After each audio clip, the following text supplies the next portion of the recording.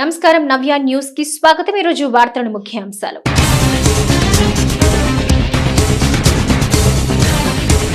పరిశుభ్ర రాష్ట్రంగా ఆంధ్రప్రదేశ్ ను తీర్చిదిద్దాలనే లక్ష్యంతో ముందుకు జిల్లా కేంద్రమైన బాపట్లలో స్వచ్ఛ ఆంధ్ర స్వచ్ఛ దివస్ ర్యాలీని జెండా ఊపి ప్రారంభించిన జిల్లా కలెక్టర్ వెంకటమురళి, బాపట్ల ఎమ్మెల్యే నరేంద్ర వర్మ।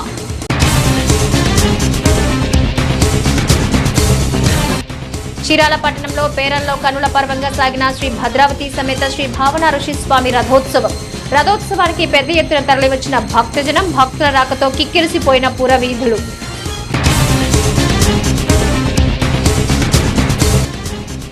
చీరాల మండలం దేవాంగపురి హస్తినాపురంలో దొంగల బీభత్సం। తాళాలు వేసి ఉన్న ఇళ్లను టార్గెట్ చేసుకుని చోరీలు। గ్రామంలో పక్కపక్కనే ఉన్న ఇళ్ల తాళాలు పగులగొట్టి అందిన కాడికి దోచుకున్న దుండగులు। ఘటనపై విచారణ చేపట్టిన పోలీసులు। జిల్లా కేంద్రమైన బాపట్ల మున్సిపల్ రాజీవ్ గాంధీ కాలనీ 3వ వార్డులో శనివారం స్వచ్ఛ ఆంధ్ర స్వచ్ఛ దివస్ కార్యక్రమంలో భాగంగా ఏర్పాటు చేసిన ర్యాలీని జిల్లా collector Venkatamurali, Bapatla MLA Narendra Varma, Bapatla urban development authority chairman Rajasekhar Babu కలిసి జెండా ఊపి ప్రారంభించారు। పరిశుభ్ర రాష్ట్రంగా ఆంధ్రప్రదేశ్ ను తీర్చిదిద్దాలనే లక్ష్యంతో సీఎం చంద్రబాబు పిలుపు మేరకు ప్రతి 3వ శనివారం స్వచ్ఛ ఆంధ్ర స్వచ్ఛ దివస్ కార్యక్రమాన్ని నిర్వహిస్తున్నట్లు బాపట్ల జిల్లా కలెక్టర్ వెంకటమురళి అన్నారు। జిల్లా కేంద్రమైన బాపట్ల మున్సిపల్ రాజీవ్ గాంధీ కాలనీ 3వ వార్డులో స్వచ్ఛ ఆంధ్ర స్వచ్ఛ దివస్ కార్యక్రమంలో భాగంగా ఏర్పాటు చేసిన ర్యాలీని జిల్లా collector Venkatamurali, Bapatla MLA Vegesina Narendra Varma, Bapatla urban development authority chairman Rajasekhar Babu కలిసి జెండా ఊపి ప్రారంభించారు। ఈ సందర్భంగా జిల్లా కలెక్టర్ వెంకటమురళి మాట్లాడుతూ రాష్ట్రంలో ప్రతి గ్రామం, పట్టణాన్ని పరిశుభ్రంగా తీర్చిదిద్ది దేశంలోనే పరిశుభ్ర రాష్ట్రంగా ఆంధ్రప్రదేశ్ ను తీర్చిదిద్దాలనే లక్ష్యంతో ప్రతి 3వ శనివారం స్వచ్ఛ ఆంధ్ర స్వచ్ఛ దివస్ కార్యక్రమాన్ని నిర్వహించాలని సీఎం చంద్రబాబు పిలుపునిచ్చారన్నారు। ఇదే క్రమంలో రాష్ట్రం మొత్తం కార్యక్రమాన్ని ఏకదీక్షతో నిర్వహించే విధంగా పూర్తి స్థాయిలో సూచనలు చేశారన్నారు। ప్రతి వార్డు, గ్రామ, పట్టణ, జిల్లాలో పరిశుభ్రతను ఎలా పాటించాలి అనేది ఈ కార్యక్రమం ముఖ్య ఉద్దేశమన్నారు। మన ఇంటి నుంచి పరిశుభ్రతను మొదలు పెట్టాలన్నారు। మన ఇంట్లో ఉండే చెత్తను 3 రకాలుగా విడగొట్టాలన్నారు। తడి, పొడి, ప్రమాదకరమైన చెత్తను వాటిని విడివిడిగా చేయాలన్నారు।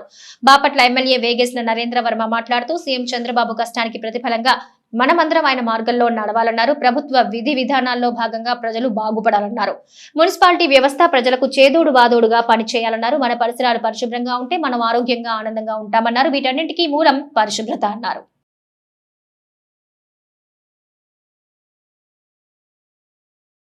చీరాల పట్టణంలోని పేరాలలో శ్రీ భద్రావతి సమేత శ్రీ భావన ఋషి దేవస్థానం పద్మశాలి బహోత్తమ సంఘం ఆధ్వర్యంలో శ్రీ భద్రావతి సమేత భావన ఋషి స్వామి వారి బ్రహ్మోత్సవాలు ఘనంగా జరిగాయి। రథోత్సవానికి పెద్ద ఎత్తున భక్తులు తరలి రావడంతో పురవీధులన్నీ భక్తులతో కిటకిటలాడాయి। చీరాల పట్టణంలోని పేరాలలో శ్రీ భద్రావతి సమేత శ్రీ భావన ఋషి దేవస్థానం పద్మశాలి బహోత్తమ సంఘం ఆధ్వర్యంలో శ్రీ భద్రావతి సమేత శ్రీ భావన ఋషి స్వామి వారి బ్రహ్మోత్సవాలు ఘనంగా జరిగాయి। కాగా ప్రతి ఏడాది నిర్వహించే బ్రహ్మోత్సవాల్లో రథోత్సవానికి ఎంతో ప్రాధాన్యత ఉంది। అటువంటి రథోత్సవం పురవీధుల్లో కనుల పర్వంగా సాగింది।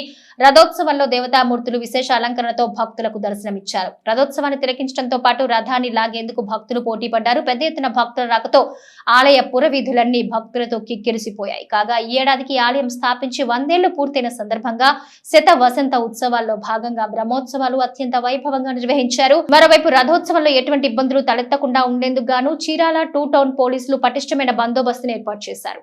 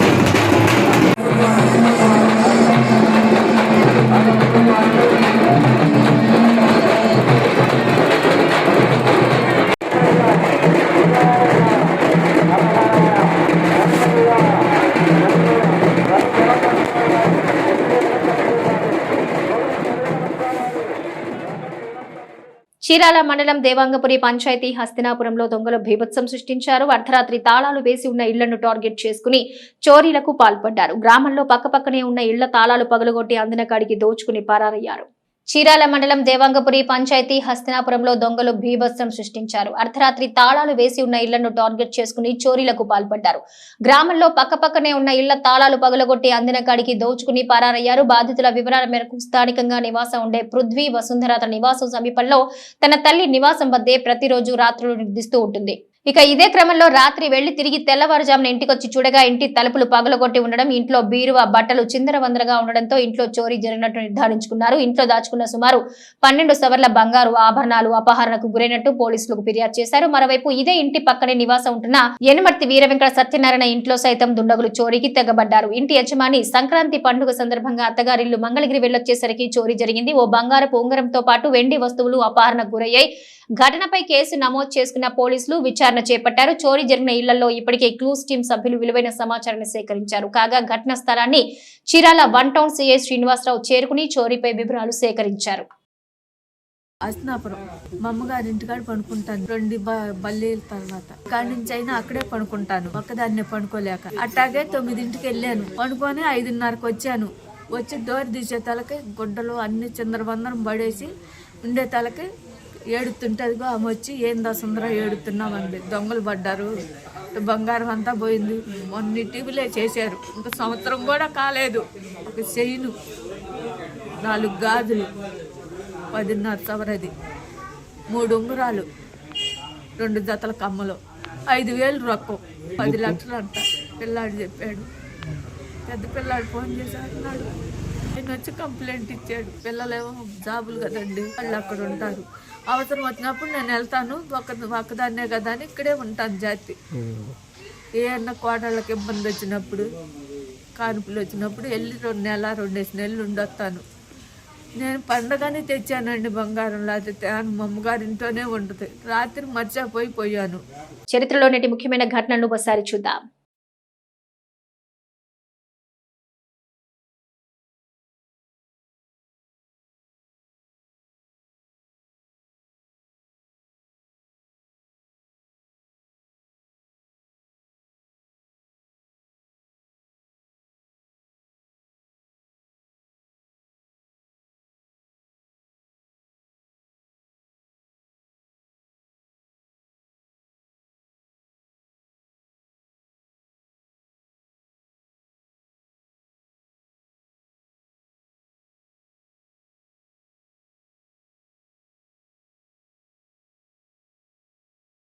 చీరాల మండల తహసీల్దార్ కార్యాలయంలో చీరాల వేటపాలెం మండలంలోని మండల స్థాయి అధికారులతో చీరాల రెవెన్యూ డివిజనల్ అధికారి చంద్రశేఖర్ నాయుడు సమీక్ష సమావేశం నిర్వహించారు.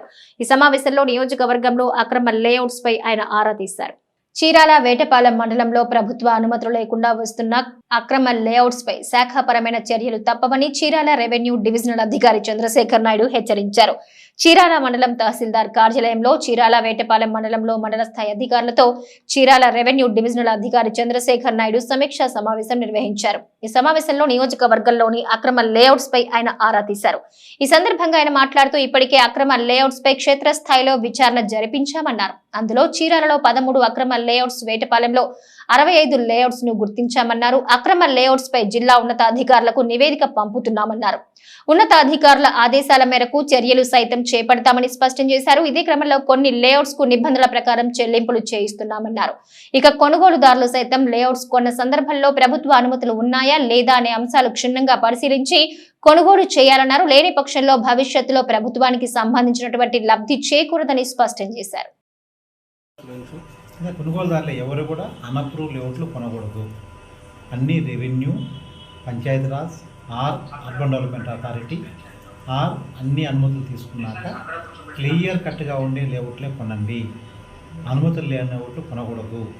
దానికి భవిష్యత్తులో ఎటువంటి హామీ ఉండదు అనేది క్లారిటీగా ఉందో అవన్నీ ఐడెంటిఫై చేసి దాని ప్రకారం పై అధికారులకు నివేదించి దాన్ని రెగ్యులర్ చేయడం కానీ లేదా పెనాల్టీస్తో క్లోజ్ చేయడం కానీ ఏదైనా మరీ ఇర్రెగ్యులర్గా ఉన్నాయంటే డిమాలిషన్ నివేషన్ చేయడం కానీ ప్రతి ఒక్కరు కంపల్సరీ గవర్నమెంట్ ఏదైతే నామ్స్ ఉన్నాయో urban development authority and local bodies ఆ రెవెన్యూ ఈ అన్ని పరిమితులు తీసుకున్నాకనే అనుమతులు తీసుకున్నాకనే ఫ్లాట్ అప్రూవల్ తెలుసుకున్నాం. ఆ లేఅవుట్ అప్రూవల్ నెంబర్ కూడా వస్తుంది.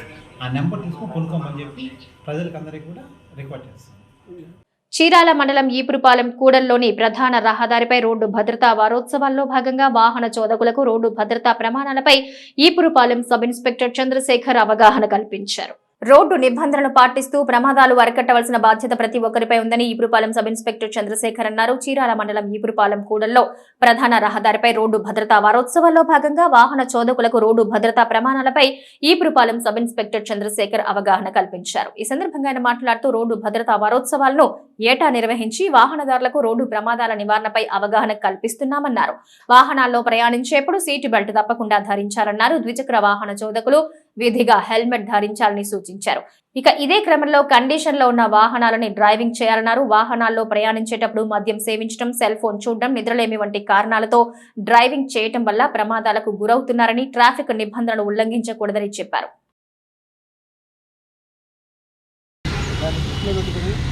ఎక్కువ అనాలిసిస్ చేస్తే తలకి దెబ్బతలు ఎక్కువ మంది మరణించడం జరిగింది. కాబట్టి మనం ఒక చిన్న సెల్ ఫోన్ దొరుకుతుంటేనే దానికి ఎంతో జాగ్రత్తగా పౌరు చేసుకుంటున్నాం, స్క్రీన్గా నేర్చుకుంటున్నాం. మన జీవితం, మన లైఫ్, మన ప్రాణం మనల్ని నమ్ముకొని ఎంతోమంది ఉంటారు. వారి కోసమైనా ఖచ్చితంగా హెల్మెట్ జరుగుతుంది.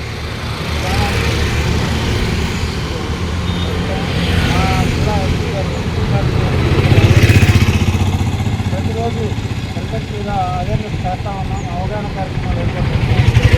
ఖచ్చితంగా మీరందరూ రోడ్డు భద్రతా ప్రమాణాలు పాటించాలి. మీ ప్రాణాన్ని మీరు కాపాడుకోవాలి. పోలీసు వారికి సహకరించాలి. లేని ఏడల చట్ట ప్రకారం మేము ఖచ్చితంగా మీ అందరి మీద కఠినంగా జరుగుతుంది.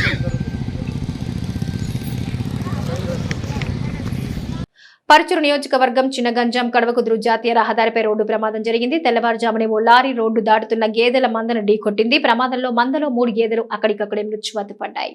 రోడ్డు ప్రమాదంలో 3 గేదెలు మృత్యువాత పడిన ఘటన చిన్నగంజాం కడవకుదురు జాతీయ రహదారిపై వెలుగు చూసింది. పరుచూరు నియోజకవర్గం చిన్నగంజాం కడవకుదురు జాతీయ రహదారిపై రోడ్డు ప్రమాదం జరిగింది. తెల్లవారుజామునే ఓ లారీ రోడ్డు దాటుతున్న గేదెల మందం ఢీకొట్టింది. ప్రమాదంలో మందలో 3 గేదెలు అక్కడికక్కడే మృత్యువాత పడ్డాయి. బాపట్ల నుంచి ఒంగోలు వైపు వెళ్తున్న లారీ చిన్నగంజాం కడవకుదురు సమీపంలో జీడి చెట్ల పాలెం వద్దకు వచ్చేసరికి ప్రమాదం జరిగింది. ప్రమాదంలో గేదెలను ఢీకొట్టి పక్కనే ఉన్న ముళ్ల పొదల్లోకి దూసుకెళ్లింది. ఘటనపై కేసు నమోదు చేసుకుని పోలీసులు విచారణ చేపట్టారు.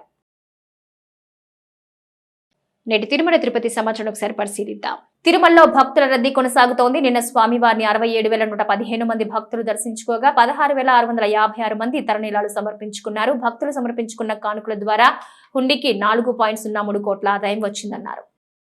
వార్తలు నేటి అంతర్జాతీయ జాతీయ రాష్ట్ర ముఖ్యమైన అంశాలు సరి పరిశీలిద్దాం.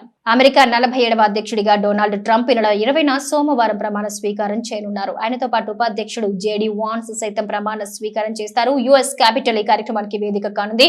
ట్రంప్ ప్రమాణ స్వీకార కార్యక్రమంలో 2 బైబిల్స్ ను ఉపయోగించబోతున్నట్లు సమాచారం. ఇందులో ఓ బైబిల్ ను ఆయనకు తల్లి బహుమతిగా ఇచ్చింది. ట్రంప్ 1955లో న్యూయార్క్ లోని జమైకాలో సండే చర్చ్ స్కూల్ నుంచి గ్రాడ్యుయేషన్ పూర్తి చేసిన సందర్భంలో బైబిల్ ను గిఫ్ట్ ఇచ్చారు. ఇక రెండో బైబిల్ గురించి చెప్పాలంటే ఆ బైబిల్ ను లింకన్ బైబిల్ గా పిలుస్తారు. అమెరికా తొలి అధ్యక్షుడు అబ్రహాం లింకన్ 1861లో అధ్యక్షుడిగా ప్రమాణ స్వీకారం సమయంలో ఆ బైబిల్ ఉపయోగించారు. కొత్త సంవత్సరంలో అడుగుపెట్టిన తర్వాత పార్లమెంటు బడ్జెట్ సమావేశాలకు ముహూర్తం ఫిక్స్ అయింది. 2 విడతల్లో ఈ సమావేశాలు జరగనున్నాయి. మొదటి విడత సమావేశాలు ఈ నెల 31 నుంచి ఫిబ్రవరి 13 వరకు కొనసాగనున్నాయి. రెండో విడత సమావేశాలను దాదాపు నెల రోజుల విరామం తర్వాత మార్చి 10 నుంచి ఏప్రిల్ 4 వరకు నిర్వహించనున్నారు.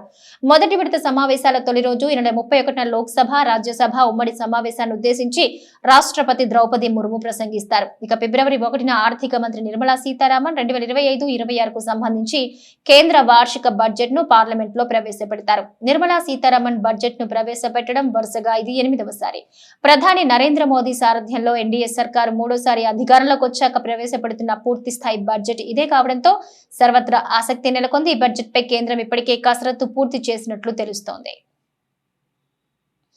ఏపీకి కేంద్ర మంత్రులు బీజేపీ అగ్రనేతల పర్యటనలు కొనసాగుతున్నాయి. ఇటీవల విశాఖపట్నంలో పర్యటించిన ప్రధాని మోదీ పలు అభివృద్ధి కార్యక్రమాలకు శంకుస్థాపన చేశారు. ఇక ఇప్పుడు కేంద్ర హోంశాఖ మంత్రి అమిత్ షా ఏపీలో పర్యటించనున్నారు. ఈ పర్యటనలో భాగంగా ఆదివారం కృష్ణా జిల్లాలో గన్నవరం సమీపంలో నిర్మించిన ఎన్డీఆర్ఎఫ్ ఎన్ఐడిఎం ప్రాంగణాలు అమిత్ షా ప్రారంభించనున్నారు. ఈ కార్యక్రమానికి ముఖ్యమంత్రి చంద్రబాబుతో పాటు కేంద్ర రాష్ట్ర మంత్రులు హాజరవుతారు.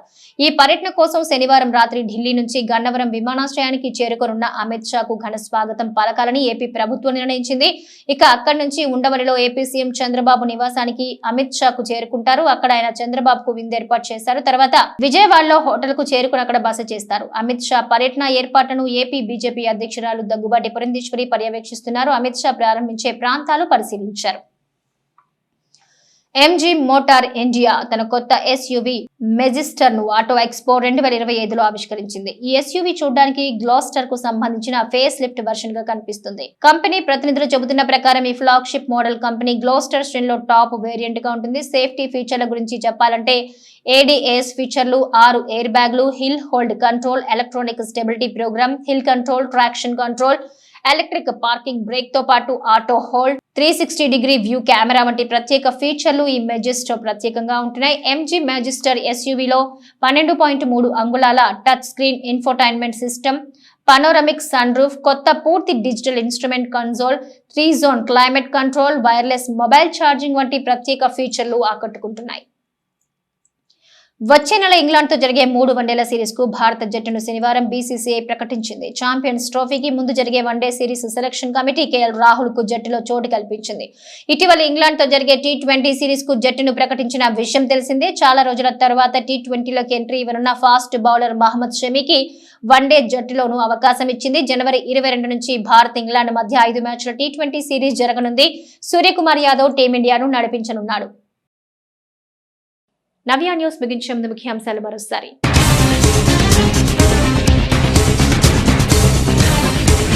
పరిశుభ్ర రాష్ట్రంగా ఆంధ్రప్రదేశ్ ను తీర్చిదిద్దాలనే లక్ష్యంతో ముందుకు జిల్లా కేంద్రమైన బాపట్లలో స్వచ్ఛ ఆంధ్ర స్వచ్ఛ దివస్ ర్యాలీని జెండా ఊపి ప్రారంభించిన జిల్లా కలెక్టర్ వెంకటమురళి, బాపట్ల ఎమ్మెల్యే నరేంద్ర వర్మ.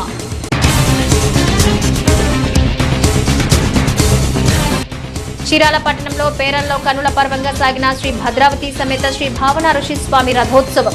రథోత్సవానికి పెద్ద ఎత్తున తరలివచ్చిన భక్తజనం, భక్తుల రాకతో కిక్కిరిసిపోయిన పురవీధులు.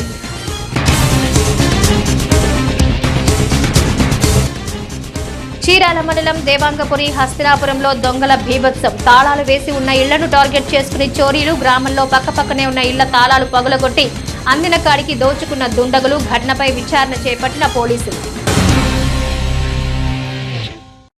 నవ్య న్యూస్ ఇంతటితో సమాప్తం. నమస్కారం.